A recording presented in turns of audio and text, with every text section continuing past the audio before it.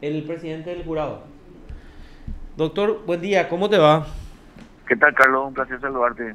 Bien, bien, estoy acá con Lucas porque Marcos está en cuestiones administrativas acá de la radio, De la entonces, radio. sí, señor, me acompaña Un placer, Lucas. Lucas. Sí, señor. Buen día, Quería hacer doctor. un repaso ¿Qué tal contigo de lo todo? que... ¿Bien? Todo bien, todo bien. ¿Y por el jurado? Acá, tranquilo, trabajando súper bien, gracias a Dios. A ver, ¿puedes hacernos un resumen de lo que ocurrió o lo que pasó ayer? ¿Cuáles fueron las decisiones más importantes? Tenemos acá que creo que Perla fue alzando en la página, pero queríamos conversar contigo. Ella ayer ya nos estaba enviando las decisiones y ya está incluso en nuestra página, pero queríamos hacer un repaso contigo de las decisiones más importantes adoptadas ayer por el jurado. De hecho, una de las decisiones más importantes fue nosotros ayer tratamos dos sentencias, una que era de los camaristas Ramón Martínez Caimán y Víctor Frete Ferreira, que en un principio se le había abierto un enjuiciamiento por haber resuelto su propia recusación. Y la otra que fue del juez Nelson Ojeda Quintana, juez penal de garantía de la ciudad de Hernandarias. En el primer caso, por voto de 6-1, o 6 contra, no, 5-2, se le absolvió a ambos camaristas. Y en el caso de Nelson Ojeda Quintana sí tuvo 7 votos por la sanción, 6 por la remoción y 1 por el apercibimiento. Uno por el apercibimiento, entonces fue removido. Sí, fue removido el día Ahora, de el ayer. primer caso, ¿los nombres me puedes repetir? Los camaristas, Martínez Caimén Martínez Caimem. y Víctor Frete Ferreira. Caimem y Víctor Frete. Este estuvo como candidato para la corte y lo votó el Ah, doctor Torres Quincer. Fretes, el único voto que tuvo fue el del doctor Torres Quincer. sí, también estuvo en el Tribunal de Cuentas. O sea, Ah, siempre está bien posicionado. sí, tiene buenos puntajes.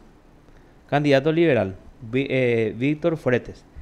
Bueno, ellos resolvieron su propia recusación Sí, y el jurado les absolvió. ¿Eso significa que un magistrado puede resolver su propia recusación o cómo tenemos que entender?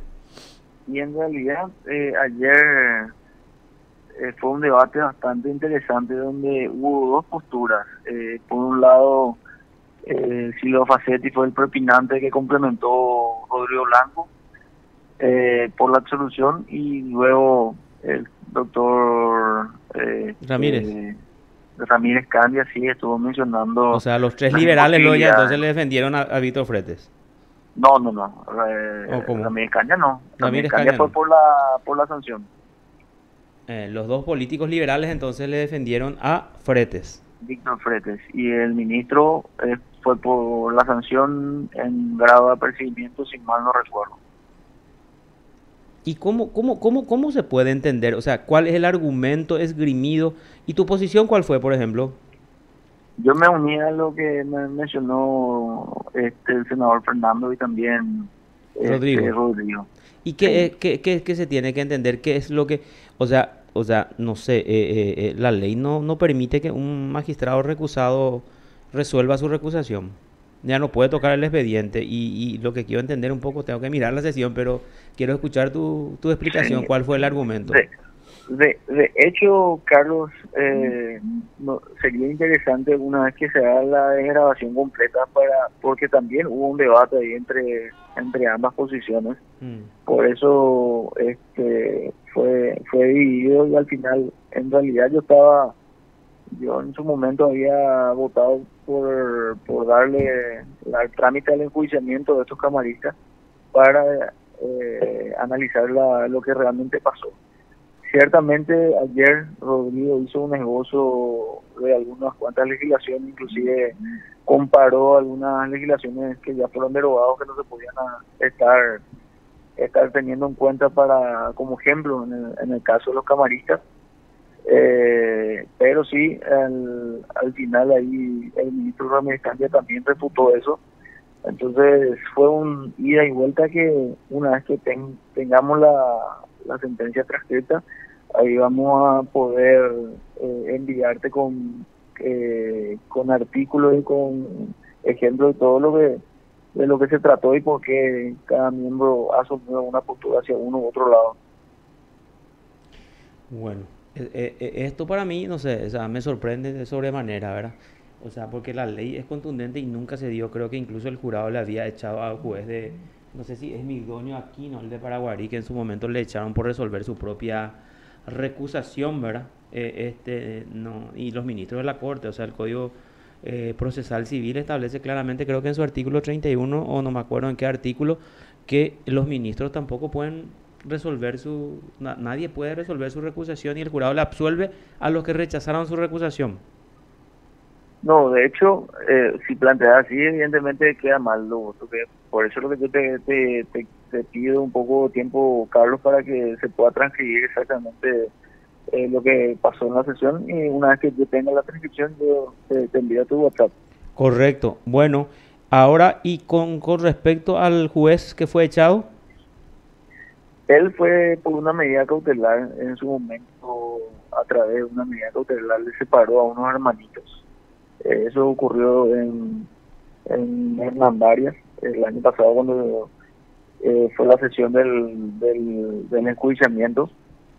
Justamente la ministra Vareiro de Mónica fue la propinante en ese entonces y explicó la situación, por eso se le dio trámite al enjuiciamiento y ayer se entendió que hubo una falla por parte del juez que todos entendieron que fue una sanción, solamente que 6 pidieron la remoción y uno el apercibimiento.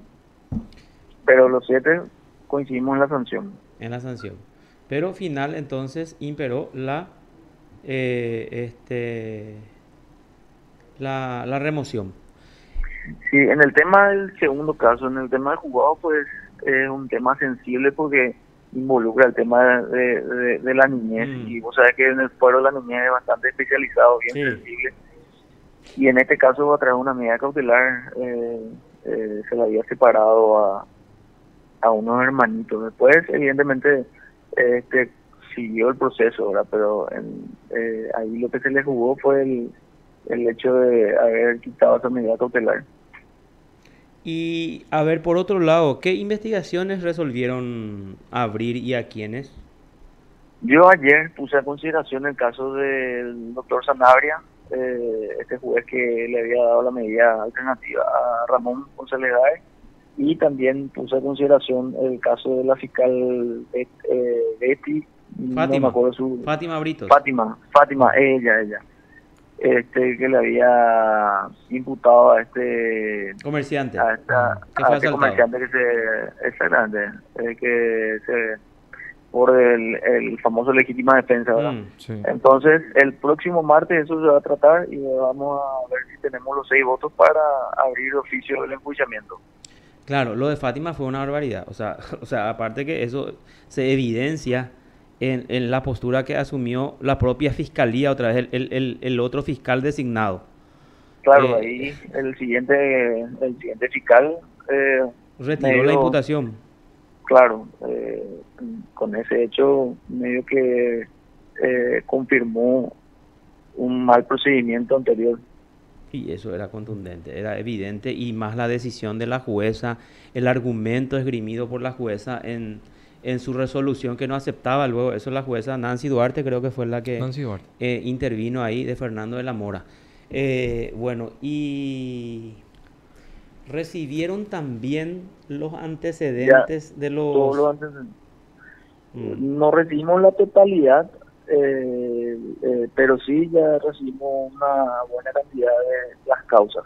mm. El tema es que es muy voluminoso y como el jurado de enjuiciamiento ahora es todo ya electrónico, la doctora Tichoni envió a la Dirección de Digitalización de la Corte Suprema de Justicia y ellos están digitalizando y nos están enviando por parte la documentación. Pero sí ya tenemos un buen cúmulo de expedientes para poder ir analizando. Para no crearnos falsas expectativas y también para que la ciudadanía no se cree falsas expectativas. Acá hay que aclarar bien que el jurado tiene el plazo de 2 años. Sí, por eso Sí, es... yo te quiero reformular una pregunta o una consideración que me vas a hacer y me quiero adelantar, mm, porque ya habíamos hablado. sí, La próxima semana el jurado de enjuiciamiento va a analizar, o sea, realmente ya tenemos el documento, queremos modificar 3 artículos en particular. El 11, el 18 y el 19 queremos proponer a la Cámara de Diputados y la Cámara de Senadores a través de nuestros representantes para que se pueda analizar lo más urgente posible esos artículos, porque si no, ahí ya puedes ratificar el temor que puedas tener vos o la ciudadanía, que la mayoría de las causas que podríamos investigar ya están prescritas. en el O caso ya, de ya, Ramón ya González están Dar y en prescritas. cualquier otro caso. Exactamente. O sea, Inclusive en el caso de tan sonado que vi que hoy otra vez quitaron en tu portada, el caso de Ciudad del Este. exacto. El caso de Ciudad del Este, justo te iba a preguntar eso porque es un tema importante. Por lo menos en uno de los casos que creo que es el de la jueza Cintia Garcete, porque el otro es más nuevo. Es del 2020, No, porque ya los está. dos son del 2020, Ah, del uno en 2020, ya febrero y está. otro en marzo. Sí, ya están, exacto. Así mismo, doctor. O sea, ya están prescribiendo. Que en realidad, qué preocupante que es, doctor. O sea, a ver. Entonces eh, el jurado de enjuiciamiento realmente ahora mismo no me puedo arriesgar a decir que depende de la modificación de esos artículos, porque si no, prácticamente vamos a estar ahí prescribiendo todas las causas, no vamos a poder estar investigando. Bueno, pero ¿qué pasa? O sea, si se modifican estos artículos que vos estás diciendo, de hecho que eso se va a poder aplicar a la... A ver, No, se, se va a poder nosotros aplicar, todavía, ya no se va a poder... Carlos, nosotros todavía no hicimos nada con relación al caso de Ramón González, solamente pedimos la No, carpeta entiendo. fiscal en la sentencia, o sea, nosotros una vez que si llegamos Mm. a iniciar de oficio un enjuiciamiento, ahí recién se rigen por la ley 6.824, que es la ley del jurado. Pero si esa se modifica dentro de un mes, dentro de 2 meses, y ahí recién nosotros iniciamos, sí, nos Que, corre las nuevas modificaciones, las bueno, 6.814, mejor dicho. es urgente entonces, ¿cuándo presentan? ¿El próximo martes ustedes se reúnen o la próxima semana se reúnen y presentan El, la pro, próxima semana? el próximo martes nosotros tenemos acá una reunión previa a la sesión, porque va a ser presencial, porque vamos a tomar el juramento al ministro Diesel, y ahí voy a socializar el proyecto de modificación. Si alguien tiene alguna consulta, alguna sugerencia, ahí la hacemos y vemos si en la semana ya podemos presentar. De hecho, el jueves pasado, con el ministro Ramírez Candia, el doctor Blanco, la doctora Mónica y yo, estuvimos ya reunidos, sentamos la base de más o menos qué es lo que queremos modificar, y así que falta la anuencia de otros 4 miembros del jurado, y con eso ya tenemos liquidado el documento para remitir. Perfecto. Y eso, o sea, evidentemente primero van a tener tus colegas, no se puede tener todavía acceso en general el público. Nosotros, los restos, los No, no, comunes, los quiero, mortales, no todavía. no quiero ser prudente porque va a depender de todos, y tenemos que consensuar entre los 8 primero para poder socializar. Doctor, ¿y Y qué, qué? de Sí. hecho tenemos que socializar porque vamos a necesitar el apoyo tanto del gremio abogado como también de los, en este caso los políticos, y son ellos los que van a tener la última palabra. Pero sí, un clamor dentro de lo que es el gremio, la modificación de los artículos que te mencioné. Y bueno, voy a leer un poco entonces lo que dicen. 11, Uno es 18. el tema de la solvencia.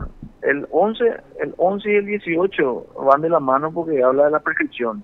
Y el 19 habla de la solvencia, que hay que demostrar la solvencia. Y El- el reclamo es porque yo, abogado litigante particular, tengo que demostrar la solvencia, porque esa discriminación y no se le pide a las instituciones que están habilitadas. También otro reclamo es el hecho, no es reclamo, sino que hay mucho temor por parte de los abogados litigantes de por qué yo tendría que demostrar la solvencia si justamente yo estoy denunciando una injusticia, ¿verdad? mm. O sea, son varios argumentos que vamos a estar fundamentando bien en un documento, pero sobre todo el artículo 11 y 18 que habla de la prescripción. de las causas. Qué interesante. A ver, Sara, la acción para acusar prescribe a los 2 años a partir del hecho u omisión atribuidos al enjuiciado. Esto es lo que dice el artículo 11, última parte. Sí. Esto es lo que van a establecer algún plazo de 4 o 5 años, o no van a establecer ningún plazo en ese proyecto o tu Y ahí proyecto. hubo criterios dispares. Mm. Uno de los criterios, por ejemplo, igualar con lo que dice la ley penal. Mm. Y otro, debe ocurrir desde que el jurado de enjuiciamiento tuvo conocimiento del hecho. Y así son varias ideas que se están plasmando y vamos a poner a consideración de los miembros. Y a ver un poco, entonces 18 y 19. Me hablaste 18 y 19. 18 también habla de la prescripción y el 19 de la solvencia. Podrá asumir si los referidos a los constitucionales no asumen. Este es el que dice el trámite, o sea, que asuman ustedes finalmente después de los 10 días, ¿verdad? 19. Sí. Y en cuanto a la solvencia, ¿qué es lo que se va a pedir? ¿No se va a exigir la solvencia o qué es lo que se propone ahí? Y la idea es que no se exija la solvencia, pero vamos a ver si eso prospera dentro del seno del jurado, porque la solvencia también es un limitante para que no se abuse de las acusaciones. Bueno. Y la reunión del martes ya sería presencial, ¿verdad, doctor? Va a tomar juramento ya el doctor Diesel, ¿verdad? Sí, exactamente, a la 1:30. Doctor, bueno, en realidad que es preocupante esta situación entonces. Sí, y así como usted dice, urge esa modificación de estos artículos, porque si no mueren todas las causas y el jurado no tendría razón de ser. Sí. Correcto. Doctor, a ver un poco, esos diputados... No solamente tener razón de ser, sino tampoco, nosotros no tenemos poder de reacción ahora. O sea, nosotros tenemos que esperar los plazos de 10. Después recién en el día 21 hábil se puede. Eso también quiere modificar. Y sí, o sea, la idea es tener reacción inmediata. Claro, ante los casos, justamente porque, se van exponiendo casos que son groseros, que justamente estábamos conversando. Imagínate el tema de droga. Sí. En el tema de droga no hay víctimas. No hay. Entonces tenemos que esperar 10 días, después los otros 10 días las instituciones, si quieren denunciar o no, acusar o no. En el día 21 pues recién nosotros podemos tomar intervención. Pueden tomar intervención y justo ese material que publicamos nosotros también, por ejemplo, la actuación de la fiscal Rosa Noguera, ¿verdad? Que ya no es algo, sí, por ejemplo, sí, exacto, o sea, no es ya un caso nomás, o sea, sí. Imagínate lo que es pedir la prisión de una persona por, ¿cuál era? Intento de hurto, sí, quiso robar la carne, devolvió él mismo la carne y ella también pidió prisión para esa persona. Sí. Para el que robó 2 desodorantes de un supermercado y para una persona que hurtó. O sea, esas resoluciones de la Cámara revelan, o sea, totalmente la actuación, no sé, irregular de la fiscal y del juez también, que le hace lugar al pedido, a la prisión, ¿verdad? Sí.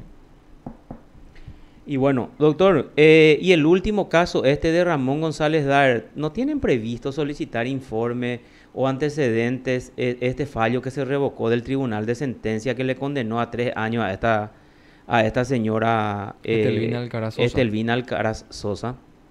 Estuve leyendo, todavía nomás no tengo una información, o sea, le pasé a la parte jurídica para que me den los antecedentes, pero todavía no tenemos en la mira. Todavía.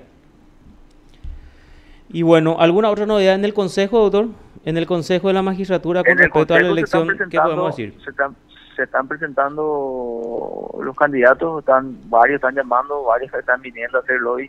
Se está moviendo recién. Nosotros la semana pasada también tuvimos el examen de conocimientos generales para lo dicho del año pasado.